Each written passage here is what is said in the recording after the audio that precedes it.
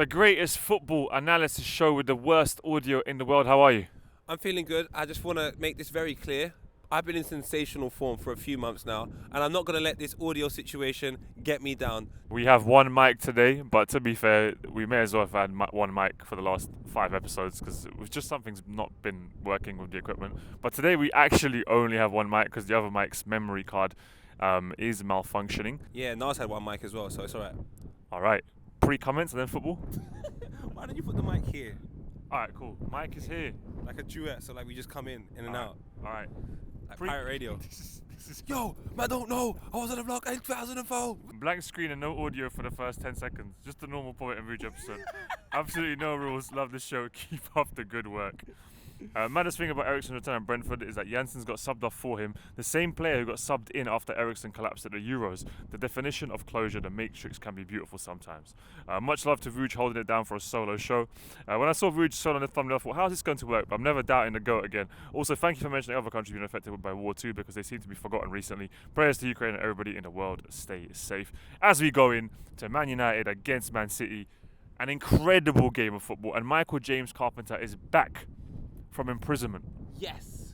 He is back. He got done for corruption in the Poet and Rouge Wanderers Society, but he is back, leaving comments. Michael, we have missed you. And he says... I heard it was with Simon Iliev. Simon Iliev. Yeah. He says, imagine playing 3 more games than Arsenal and being a point behind us. United are finished. Controversies. Ronaldo apparently asked to be left out of the squad. Ragnick not playing him, not even in the team. Apparently it's an injury. No one knows. Your take. I want another apology. This has gone worse than I ever imagined. I felt there was going to be a sense of normality. Vuj, you was at the game. How many seasons are Manchester United behind Man City, probably in your eyes? Man City are in front of United, I would say, by... You're looking at 13 seasons. And we can go and talk about the game all day, but do you see there was stories today about Rashford apparently wanting to leave? Yes. Ronaldo now not wanting to be in the squad? Yes. Ragnick, a man that's really known for what he does behind the scenes, and now he's in front of the camera losing 4-1. Vuj, where's this club going? The transition is longer than expected, and it might be more painful than many other teams. Like Arsenal's was a long one. Liverpool had a few years as well. United is prolonging more and more, and I don't even have the answers. There's a multitude of problems. The head of the fish is smelling everywhere. It's not just the head. It's just smelly. It's just a stinky fish. Gary Neville coming on camera as well, speaking about them definitely finishing above Arsenal because of the quality threshold. And I started thinking about it, Vuj, and I thought, if you look at football ignorantly, you would say Manchester United will finish above Arsenal. If you look at it even from an educated perspective, and you look at the quality of personnel that Manchester United have, and even the quality of performances within the past week, in the past few weeks, you will go, there's potential for Manchester United to... But then there's a harsh reality that has sort of happened around this club for the past few seasons, where it's always almost. They're becoming an almost club. And I think they're going to get top 4 as well. Part of me still not convinced it's Arsenal, but do you know what? Every week, even I'm being proven wrong. Gary Neville, I think we're both having a howler. I mean, do you think they're going to get top 4? I'm going to say no, Serious? Yeah. What makes you say no? Spurs, if they win their 2 games in hand, go above them. Arsenal have 3 games in hand. I know it's tough games potentially, but the vibe at United is off. Now, don't get, this game, I'm going to go just to this game. I went to both derbies this year. This game, for me, was an improvement in how they set up, in how they played. I think having no Ronaldo was positive for Man United. Okay. I'm not sure taking off Pogba was a good thing to do when Ragnick did do that. They conceded 2 or 3 goals after that.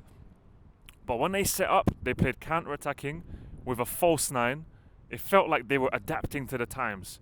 He was like, look, the circumstances, we've got a good team, let's change this formation up.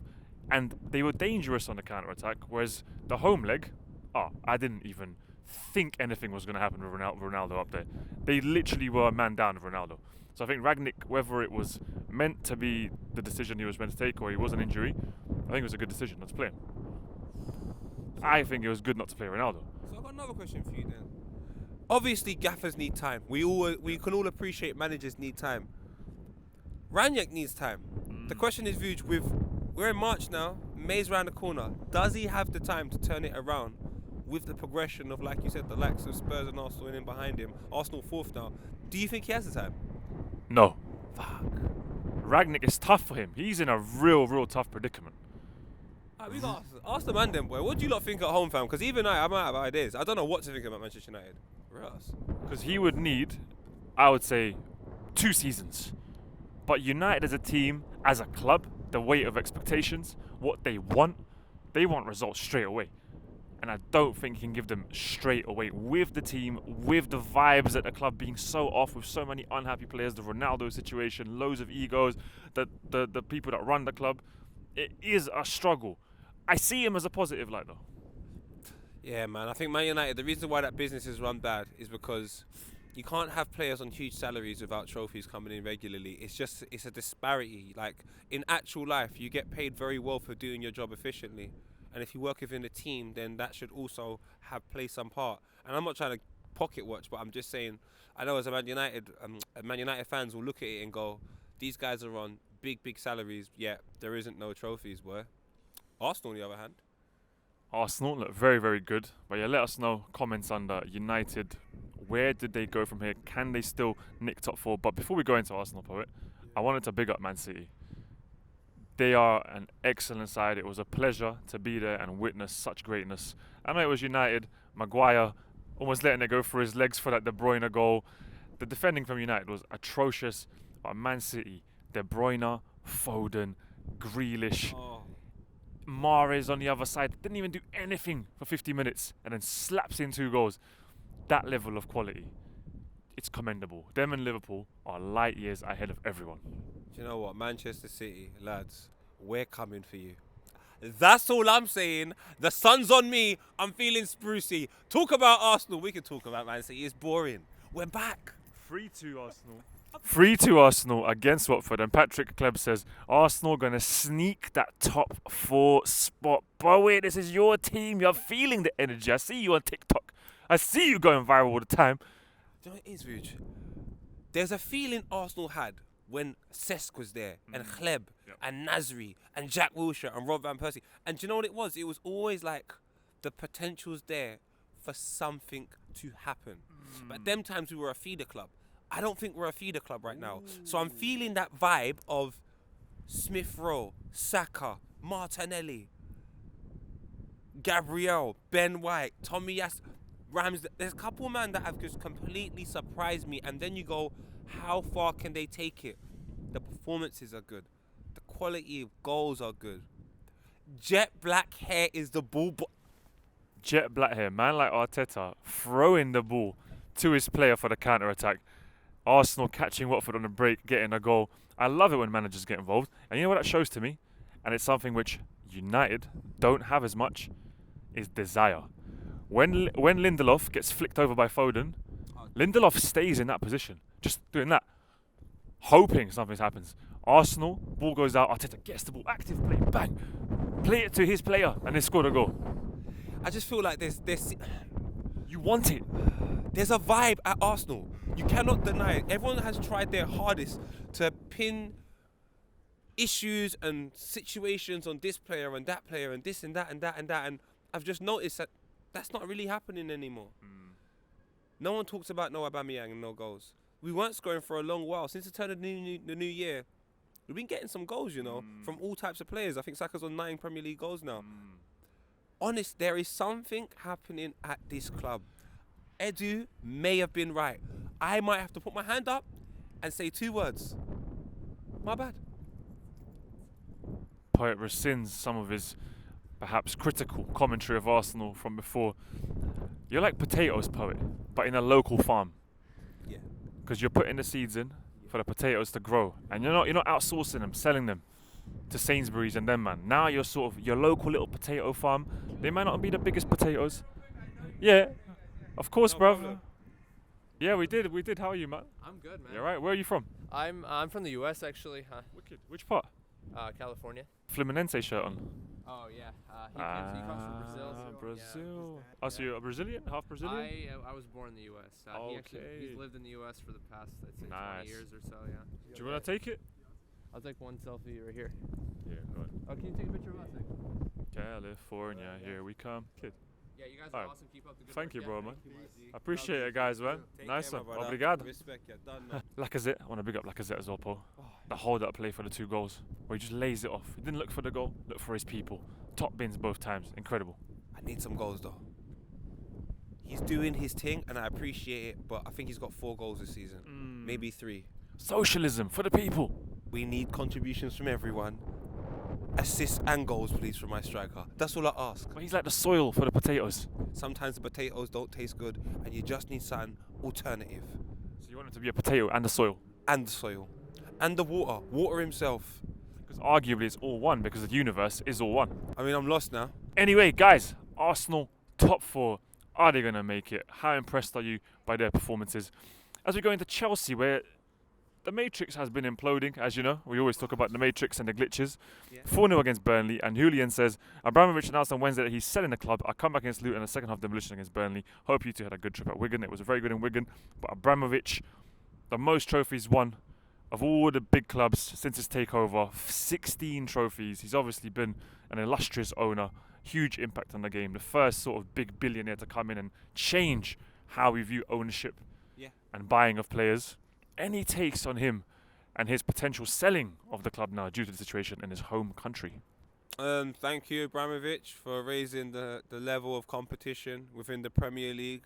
I was one of the people that was against it at the very start, and there are still reasons where I think, maybe I have a point, but you know what? You've definitely raised the level of competition within the Premier League. Everyone had to step their game up. Like some Man City have emerged from it, and maybe it would have been a glorified Scottish League had he not come. It would just been Manchester United all the time, and maybe whoever wants to finish second. So thank you, Abramovich, for everything you've done. And yeah, man, may your legacy with Chelsea continue in the future. I just want to talk about the positive things that have come from the situation. So well done. Yeah, Chelsea fans obviously absolutely adore him as an owner. I was a bit of a hater myself. I don't think I'm a fan of billionaires anywhere, but you know what? That is the world, isn't it? Billionaires exist. What can you do? Do you know what I mean? No. I don't know who buys it now. Unfortunately, I think whoever buys it is going to have Chelsea may go through a difficult transition now. A difficult transition, because we've spoken about when it's good at the top, how that filters down to the rest of the team. And it looks like a man that maybe made decisions that we didn't understand at the time. Now that he's gone, you look back at what he achieved, you then go, he made the right decisions. Because if you want to be a club that, wins trophies, that is Chelsea Football Club. Even if they don't win the league, they might win Champions League. That's how they are. So, congratulations, Chelsea Football Club, man. Let us know, Chelsea fans, how you feel about that. But the Russian-Ukrainian situation obviously has infiltrated football a lot, with EA Sports removing the Russian national team and clubs from FIFA 2022. A mixed reaction from everybody online. I mean, I don't think the people in Russia or Ukraine who are suffering are like, good! Now I am escaping from the country, but I can't play with them. Like FIFA isn't... It sounds a bit virtue signally vibes, just doing it to look good. That's what I get from the situation from a lot of these corporations. With most social kind of justice causes, sometimes it feels a little bit contrived, and you're just doing this because it's the kind of in thing. Yeah, man. If you can't beat him, join him. Hey, well, let us know what you reckon, and hopefully that situation gets better. But unfortunately, in Mexico, Poet, bruv, that's the worst thing I've seen. I think that's one of the worst things I've seen on a football pitch or around football, probably in my lifetime. The world is going through a universal pain right now. Bruv. The amount of crazy things that are happening. Yeah. I think everyone's lost. Everyone, do you know what we should have? Just a day where we sit down and we just think. We write down all the things that we don't write about our life, and the next day we write a plan on how to change them. No one goes to work on nothing because, yeah, man, there's just too much mad stuff happening. And to see this on a football pitch, it's horrendous, bro. How football, I guess, when you go to the complete extreme, where people can take it, and it's looking like potentially up to 20 people passing away. Multiple injuries, hundreds of injuries. Like, if you haven't seen it, I wouldn't even recommend looking up the videos. It is bleak viewing. And yeah, man, human madness, it can really go places. All I can say is this, people, man. To the younger people that are watching, because the older individuals, if they're still stuck in that mentality, you remember me and Vuj when we were at Copa, man. We loved our clubs, and we still do love our club, but love changes and love evolves. And one thing is, love's a responsibility. Don't die for your club, geezer. Don't go be out here and be for this football club. I tell you what, because the moment you pass or something happens to you, this club does not care. Yeah. At all. And it's probably a representation of wider society. I mean, it happened in Yugoslavia, where a war kicked off pretty much due to clashes. No, it didn't kick off because of it, but one of the first beginnings of the war was fighting in a football pitch and people, physically assaulting each other, and then it transcended into actual war. And you look at here, I think a lot of it's something to do is with poverty as well. If your country's economically struggling, there's a lot of struggle on the ground, people might, their energy, they might take it onto conflict and aggression. All I can say is, you know what, still shed some light onto the individuals that are having a good time and keeping it positive, man. We have to give you a lot of attention. If anything, leave some comments in Mexico about some good things that are happening with some of the football fans, because you know what, unfortunately, the dark stories get far too much attention. So give us the right bare comments about some good stuff that's happened in Mexico throughout the football teams, and we'll speak about that next week. But you guys, thanks for watching. Last week was the one-man show. This week is the one mic show. But 2 man, 1 mic, 2 guys, 1 microphone. All right, guys, thank you for watching. Have a nice. We love you, man. Shit.